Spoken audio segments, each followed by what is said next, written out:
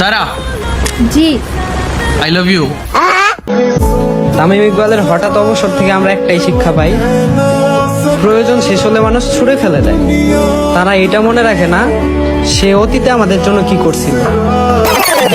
তো হ্যালো ভাই brothers, welcome back অল্প কিছু সময়ের জন্য। তো তারপর বলো কেমন আছো তোমরা? বরাবর মতো নতুন একটি ভিডিও নিয়ে হাজির হয়ে গেলাম আমরা। তো আজকের ভিডিওটা কাদেরকে নিয়ে হইতে যাইতেছে এটা তো তোমরা বুঝেই গেছো। আর যারা যারা না বুঝছো তারা এখনই কানে হেডফোন গুঁজে নাও, কারণ আজকে তো আমরা যারার পিছন দিয়ে আগুন লাগিয়ে দেবো।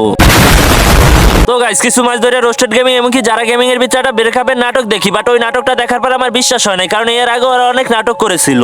কিন্তু ভাই কালকে আমি টিকটকে ঢুকি টিকটকার কিছু প্রতিবন্ধীদেরকে দেখার জন্য, কিন্তু ওই জায়গায় যাই দেখে আমাদের রোস্টেড গেমিং ওরূপে গরিবের বাপ্পারা ওই জায়গায় তো স্যাড ভিডিও দিয়ে পুরাই ভাষায় ফেলাইছে। ছিল কেউ একজন, ভালো তো বাসিনি, অসম্ভব মায়ের জড়িয়ে ছিল আমায়, যে মায়া এখন আমি কাটিয়ে উঠতে পারিনি। এখন আপনি বিশ্বাস করবেন কিনা আমি জানি না রাসেল ভাই, আমি এই রোস্টেড গেমিং এর ভিডিওগুলো দেখে আমি পুরো অবাক হয়ে যাই। মানে যে রোস্টেড গেমিং সব সময় থাকতো হাসি খুশি, সেই রোস্টেড গেমিং এ আজকে গরিবের বাপ্পার আছে টিকটকের পিছে ইমোশনাল ভিডিও দিয়ে বেড়ায়। আর এগুলো দেখার পর তো আমার বাড়াপুরা পুরো চাঙ্গে উঠে গেছে।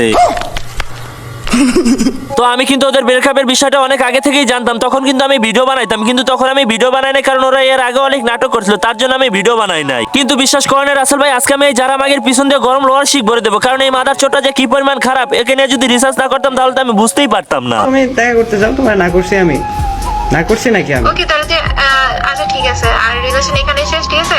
আমি কোন এরকম 420 টাইপসের ছেলের সাথে রিলেশন করতে পারবো না। আমি কি 420? এই কথাবার্তা সাবধানে বলতি, কথাবার্তা সাবধানে বল, নাই কানে নিচে লাগাই দেবো না।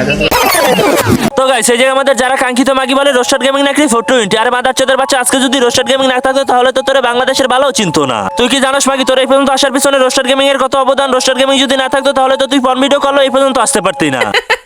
মানে দুনিয়া বড় বেহাঞ্চো, যাকে দিয়ে দুনিয়া চেয়েছে সেই নাকি এখন পর হয়ে গেছে। মানে রোস্টেড গেমিং না থাকলে ওর এই পর্যন্ত আসা তো জীবনেই হইতো না। আর আজকে সেই রোস্টেড গেমিং কে বাদ দিয়ে নেপালি ইউটিউবারদের সাথে পন্থাপন্থী করে ওই ভিডিওগুলো ফেসবুকে টিকটকে আপলোড করে। এখন শোন মাগি, তুই যদি মানুষের বাচ্চা হয়ে থাকতি তাহলে রোস্টেড গেমিং কে ছাইড়ে যেতি না, আবার নেপালি ইউটিউবারদের সাথে পন্থাপন্থীর ভিডিও করে ওগুলো আবার আপলোড করতি না। তো ভাই এখন তোমরা বিশ্বাস করবে কিনা আমি জানি না, আমি ফার্স্ট টাইম যখন এই রোস্টেড গেমিং আর যারা গেমিং এর ভিডিও দেখছিলাম তখন বুঝলাম যারা গেমিং মেয়েটা অনেক ভালো, কিন্তু আরো তখন আমি বুঝতেই পারিনি যারা বাদার চোদের বাচ্চাটা 12 বাতার। যদি তখন আমি জানতাম তাহলে তো আরে ওই সময় ঠাপাই দিতাম। ঠিক আছে, এই ধরনের উল্টাপাল্টা ওয়ার্ড 12 বাতারি, সে 12 বাতারি মানে বুঝো ভাই, আমার সাথে কয়জনের সাথে রিলেশন আছে তুমি? ওরে মাদার চোদের বাচ্চা, তুমি তো কারোর সাথে রিলেশন করো না। রোস্টার গেমিং কে যখন তুমি সাইডে গেছো তখন তো যাই নেপালি ইউটিউবারদের বাড়া চষা শুরু করছো। রোস্টার গেমিং এটা ভালো লাগে না দেখে তুই নেপালি ইউটিউবারদের বাড়া যায় চষা শুরু করছো। রোস্টার গেমিং কয়টা মেয়েদের নিয়ে এই ধরনের ফালতু ভিডিও বানাইছে তোর মতো। আর আমার সাথে কারোর সাথে না বললাম, আমার সাথে ব্রেকআপ করলে আমি 12 বাতারি গেছি, তাহলে ছেলেটা কি হবে 12 বাতার? ছেলেটা কি হবে? ছেলেটা যখন অনেকগুলোর সাথে করে তখন ছেলেটা 12 বাতার না? ছেলেটা 12 বাতার না, ছেলেটা হইছে তোর মায়ের বাতার। আরে মাদার চোদের বাচ্চা, তুই যখন সাইডে গেছো রোস্টার গেমিং কয়টা মেয়ের সাথে ডুয়া পার্টনার বানাইছে, কয়টা মেয়ের সাথে নষ্টামি ভিডিও করে ওগুলো আপলোড করছে। তুই সাইডে যাওয়ার পর রোস্টার গেমিং কয়টা ডুয়া পার্টনার বানাইছে, কয়টা মেয়ের সাথে নষ্টামি করে ভিডিও করে ওই ভিডিওগুলো সোশ্যাল মিডিয়ায় আপলোড করছে। তুই তো একটা মাগি, তুই তো নেপালি ইউটিউবারদের বাড়া চুইসা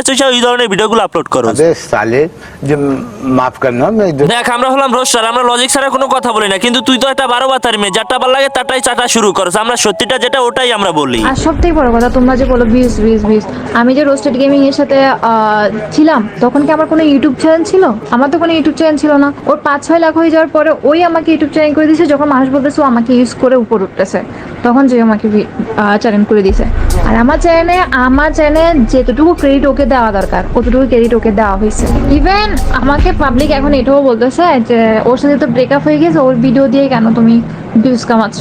আমি ওর ভিডিও পর্যন্ত প্রাইভেট করে ও আচ্ছা, তাই তুমি রোস্টার গেমিং এর ভিডিওগুলো সব প্রাইভেট করে দিছো? আচ্ছা ঠিক আছে, আমি মেনে নিলাম তুমি রোস্টার গেমিং এর ভিডিওগুলো সব প্রাইভেট করে দিছো, কিন্তু তোমাকে যে ঠাপাইতে এই পর্যন্ত আছে, তুমি এবার চ্যানেলটা ডিলিট করে দাও। দেখবো তোমাকে কোন বাংলার মানুষ তোমাকে সাপোর্ট করে এই পর্যন্ত আবার এনে দেয়। বলেন কি? যদি মায়ের বুকের দুধ খেয়ে থাকো তাহলে চ্যানেলটা ডিলিট করে দে, তারপর 1 বছরের মধ্যে 1 লাখ সাবস্ক্রাইবার করবি। যদি পারো তাহলে জীবনের মতো ইউটিউবিং করা ছেড়ে দেবো। কথা কি ক্লিয়ার না ভেজাল আছে? ভেজাল তো নাই, শুধু চ্যানেলটা সাবস্ক্রাইব করো। আমি আবার ওই যারা মাগির সাথে খেলবো।